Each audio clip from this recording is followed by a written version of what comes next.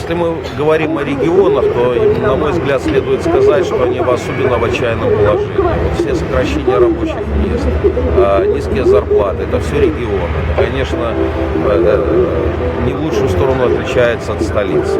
Все внимание Лукашенко направлено на столицу, а регионы, на мой взгляд, они как раз первые чувствуют вот приближение кризиса и ухудшение экономической ситуации. Что можно предложить народу? Первое – это объединяться, быть солидарными, помогать друг другу. Я хочу привести пример, о котором, наверное, все знают. Это декрет о тунеядстве. Как только люди объединились и организованно вышли на улицу, власти пришлось отползти и менять ситуацию. Поэтому это, пожалуй, единственное, что я могу посоветовать. И главная тема Беларуси – это суверенитет и независимость. И номер два, и самое важное, это все же свободный выбор. Сейчас идет избирательная кампания, и мы все знаем, что готовятся фальсификации, и они будут, и мы должны как-то на это реагировать.